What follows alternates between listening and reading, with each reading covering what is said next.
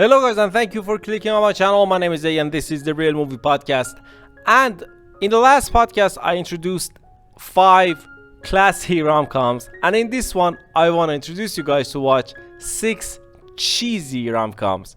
When I say cheesy rom-com, it doesn't mean that these movies are bad, but the reason why I say cheesy because they just follow the same pattern, each and every one of them, but some of them are really lovely. Some of these same patterns, some of these cliches are really good.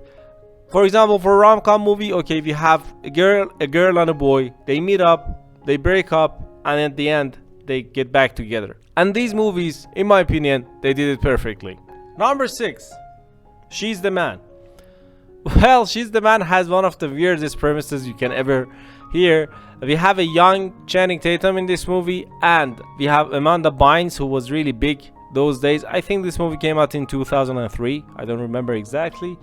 Anyways, this movie is about Amanda Bynes, who is really good at football, or the Americans call it soccer, but to be honest, let's be real, it's football because it's played with your feet. That's not soccer. Anyways, so she's really good at football, and because her brother who is on the team is injured, and yeah, she dresses up as a man, as a boy, and he participates in the team, and she is in love with Channing Tatum. And this movie is this ridiculous, but to be honest, it's really fun. Number 5, The Vow. We have another Channing Tatum movie. Okay, this movie is Channing Tatum and Rachel McAdams. Rachel McAdams is the queen of rom-coms. I mean, we have About Time, we have The Vow, we have The Notebook, the famous Notebook that I really don't like, I'm sorry. Anyways, The Vow is about married couple. The girl loses her memory in the movie Vow. They are in an accident. She loses her memory and she doesn't remember her husband, and now her husband tries to get her heart back. And yeah, it's really fun. It's really I don't have anything to say. It's just lovely. That's it. Watch it. Number 4, Crazy Stupid Love.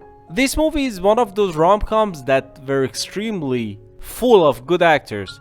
We had Steve Carell, we had Ryan Gosling, and we had Marisa Tomei.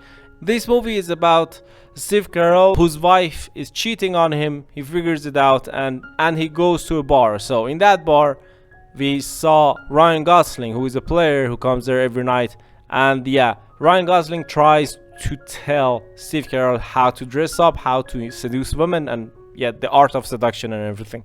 This is a really lovely movie, and with a good twist at the end, to be honest. The twist at the end is really unexpected and you can't see it coming. But yeah, this movie is really good and really fun, to be honest. Especially the way that Ryan Gosling slaps Steve Carell is hilarious. Number 3, Knocked Up.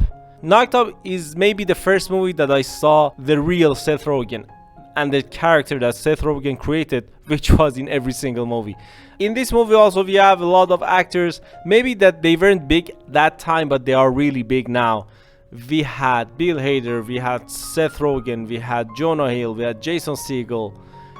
I remember we also had Paul Rudd, if I'm not mistaken. So many other actors that are huge right now. Katherine Heigl is the main protagonist, the male-female cast of this movie. So after one night stand with Seth Rogen, who is just really in another level compared to her, because she's extremely talented reporter, if I remember correctly. But Seth Rogen is an immigrant from Canada who doesn't have a job. They have a one night stand, and Katherine Heigl is pregnant, and this movie is about that. The only bad thing about this movie is that the runtime is a bit long, but yeah, trust me, watch it. And it is a stoner movie, to be honest. Number 2, 40-Year-Old Virgin. Well, we have a lot of Seth Rogens here. 40-Year-Old Virgin stars Steve Carell as the main protagonist, and as the name suggests, he is a 40-year-old virgin who hadn't had sex in his life. And it's really weird for his co-workers, and it's really fun, to be honest. His home is full of comic books and action figures, and it just says virgin all over. And when he falls in love with a lady, everything goes wrong and bad. And this movie is really graphic, to be honest. I'm not suggesting you to watch it with a person or partner that you're still not comfortable with, because it's really graphic. But it is just hilarious. I don't remember laughing at a movie like this for a long time. And number 1, Forgetting Sarah Marshall. Forgetting Sarah Marshall was a pleasant surprise for me. This movie came out in 2008, and I watched it in the days that I watched so many movies, but this movie stood out. I don't know why. And as the time passed on, I knew why. There is one thing wrong with this movie: the runtime. I think it's over 2 hours, and the movie does not have the capacity to do this. But every single part of this movie is really good. So funny, of course. Jason Segel is the protagonist of this movie. He has a girlfriend who is played by Kristen Bell.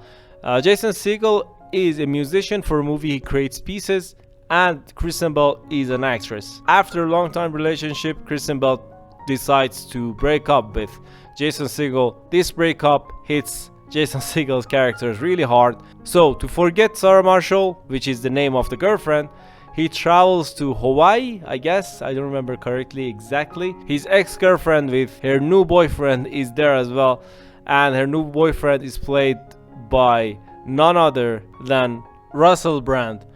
And there is one funny thing about Russell Brand's character, whose name is Aldous Snow in this movie. This character was so popular that I think this person made appearances in other movies as well. And by the way, we also have Mila Kunis, who is a big part of this movie as well. Anyways, this is really fun rom-com movie. I know I overlooked these lists, but this is the thing I can offer you, you know, because if you want to watch a rom-com, at least watch something good. I'm not saying that my list is the best rom-coms ever.